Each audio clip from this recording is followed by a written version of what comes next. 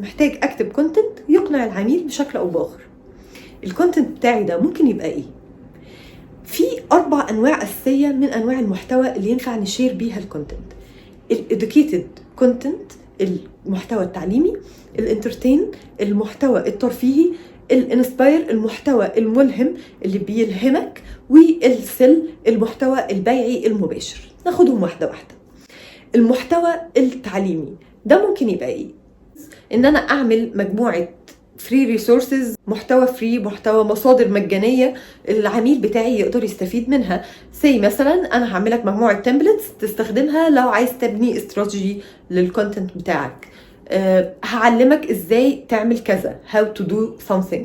هعملك انفوجراف لطيف ظريف خفيف تبدا تعرف منه ال7 ستيبس اللي تعمل بيهم كذا وكذا وكذا. ممكن ask me anything، ده اكزامبل من الانواع المحتوى التعليمي، ان اقول لك اسالني وانا هجاوب عليك، وابدا اجاوب في شكل كونتنت لطيف بيعلمك وبيفيدك، وفي نفس الوقت بيحدد او بيحقق الهدف بتاعه، انه يظهرني قد ايه انا قوي في مجالي وقادر اعلمك وازود المعرفه اللي عندك في ناحيه الموضوع ده. طيب ده نوع من انواع المحتوى التعليمي. عندي ايه كمان؟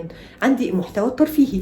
طيب انا بيج بتكلم جد، واخد طابع فورمال اكتر، ما ينفعش اشير محتوى ترفيهي. اعمل ايه؟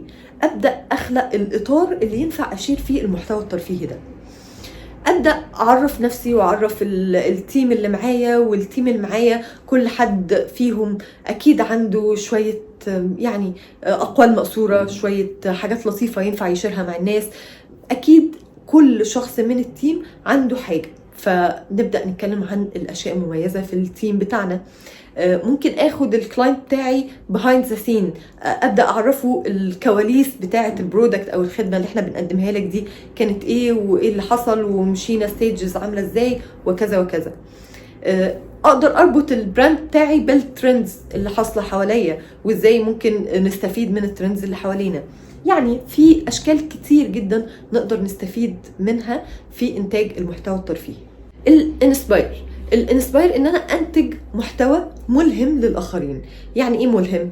يعني يلهمهم انهم يشوفوا نفسهم ويشوفوا مستقبلهم، وارسم معاهم صورة ليهم في المستقبل.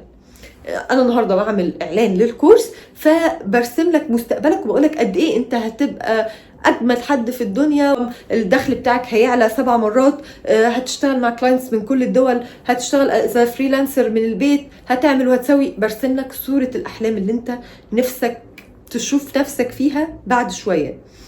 طيب ده ممكن اعمله ازاي؟ اول حاجة اخد ريفيوز من الكلاينتس اللي اوريدي عندي وابدا اشيرها مع كلاينتس جداد.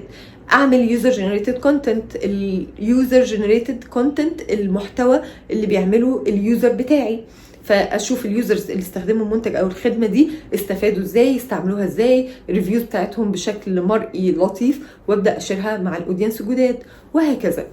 ابدا اشوف مراحل التحول في حياتك هتكون عامله ازاي. احاول الهمك بكل طريقه ممكنه انه انت لو استخدمت المنتج او الخدمه اللي انا بقدمها لك دي هتبقى في حته تانية خالص غير اللي انت فيها النهارده. رابع نوع من انواع المحتوى هو المحتوى البيعي المباشر. يعني ايه؟ يعني بديك اوفر، بديك خصم، باخد منك فيدباك عن حاجه معينه، فبناء عليها بطلع لك الاوفر بشكل معين.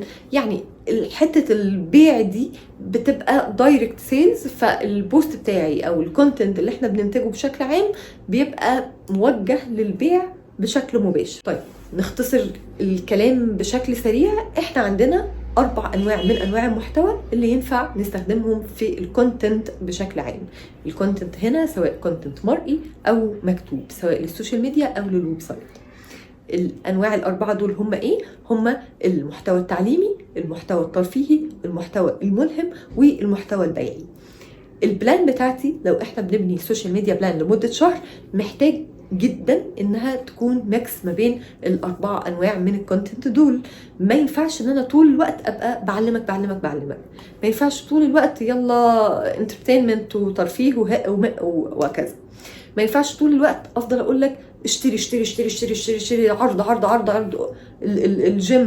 الجيم بيبعت لي كم رسائل يلا اوفر اوفر اوفر، انا خلاص فقدت الشغف، فقدت الاهتمام بالاوفرز بتاعتكم. ما ينفعش يبقى المحتوى ملهم طول الوقت، فانا عمال اقنعك بصوره ورديه ما انت هتبقى فيها في يوم من الايام وبس، مع الوقت هتبدا تتحس ان انت قد ايه نصاب ومش حقيقي. فالكونتنت بلان بتاعتي لازم تبقى ميكس ما بين الاربع انواع المختلفه دول من الكونتنت. تعالوا نشوف اكزامبل للانواع المختلفه عشان انتوا كمان هتدوني اكزامبل ليه.